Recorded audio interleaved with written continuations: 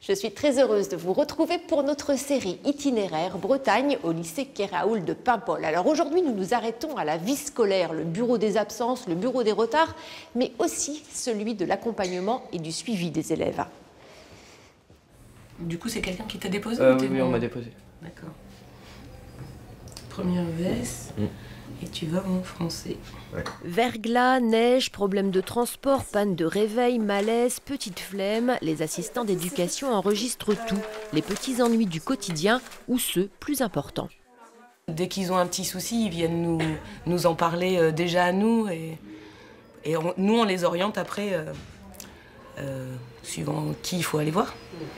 Mais souvent on est un petit peu le bureau des pleurs.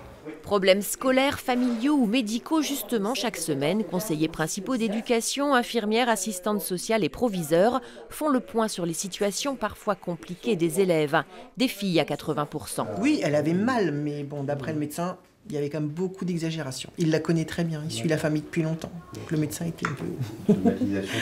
Ouais, beaucoup de somatisation.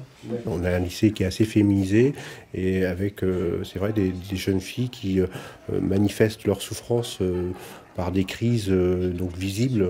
Donc on dit crise de spasmophilie ou autre, mais derrière c'est souvent une détresse sociale, familiale. Et donc ça nécessite effectivement une prise en charge particulière. Des cas d'anorexie, de boulimie en particulier, avec des élèves hospitalisés aux scolarités chaotiques. Mais au-delà de la maladie, toutes les lycéennes sont des ados avec qui il y a nécessité de ne pas couper le lien. Je cherche partout, je la rappelle, elle me répond plus. Je me dis bon. J'ai quand même eu un gros moment de stress. Je me suis dit, vu le passif, elle avait une petite voix au téléphone. Et je me suis dit, j'aurais pas dû raccrocher. Plus de peur que de mal, au final, la jeune interne en question n'était pas loin.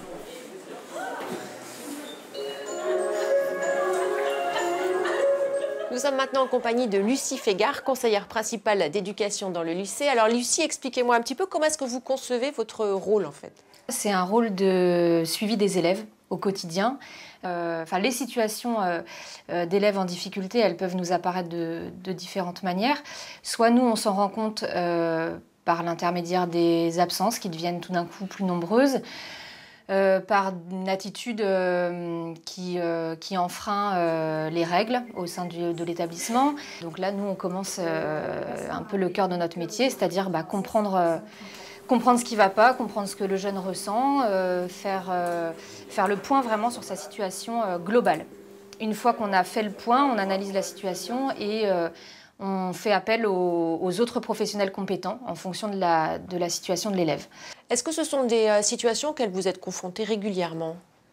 On a des jeunes qui parfois vont venir nous trouver un lundi matin, ils ont passé un très mauvais week-end et des situations, des vies qu'on ne connaissait absolument pas parce que le jeune au lycée ça allait très bien et tout d'un coup il nous parle de choses qui se sont passées et qui sont extrêmement dures et difficiles à vivre et dans ces cas-là, nous il faut qu'on soit vraiment et réactif et disponible et qu'on essaye de l'aider du mieux qu'on peut. Est-ce que ce rôle, votre rôle en fait, aux côtés de celui des enseignants, vous convient aujourd'hui, vous satisfait? J'adore ce métier parce qu'on ne sait pas à l'avance de quoi la journée va être faite.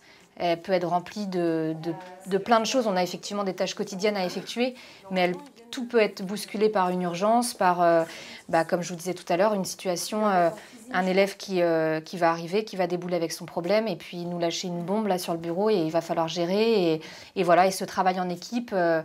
la nécessité d'avoir une équipe d'assistants d'éducation qui est vraiment soudée et sur qui on peut compter, non, vraiment, j'ai aucun regret. Merci Lucie Fégard de nous avoir accordé un petit peu de temps et de nous avoir accueillis dans votre bureau.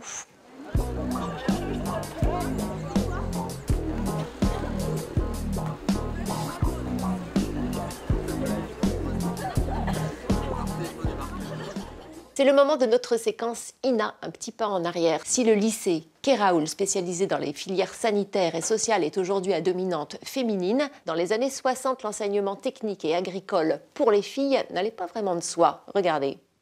Situé à Rennes, le lycée agricole féminin de Couët-Legon peut être le point de départ d'une intéressante carrière pour vos filles. Nous essayons nos cours d'économie familiale et rurale, essaient de former de futures ménagères qui seront harmoniser leur travail professionnel et leur travail agricole. Eh bien, si l'on étudie beaucoup au lycée agricole féminin de Coët-Logon, on pratique aussi de nombreux divertissements et notamment la danse folklorique. Mademoiselle, vous êtes élève de première. Si vous vous mariez, cela vous arrivera sans doute. En quoi les études que vous aurez faites vous seront-elles utiles? Alors là, je pense que je pourrais l'appliquer chez moi puisque nous faisons de l'enseignement ménager et j'espère tout en même temps continuer la profession d'ingénieur. Alors que faites-vous là, mademoiselle? Nous traçons la courbe de réponse d'un amplificateur transistor. Ça m'a l'air bien sérieux, ça, pour une jeune fille.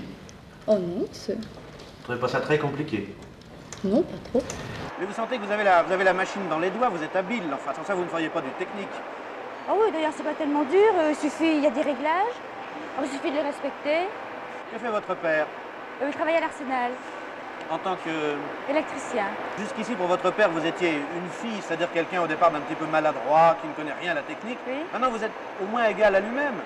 Oui, c'est-à-dire maintenant, on discute facilement entre nous de technique, tout ça. Et puis, il se rend compte que ça va, quoi. Si vous songez à vous marier, ce que je vous souhaite, est-ce que vous garderez une profession? Ah oui, je compte travailler, et même dans le technique plus tard.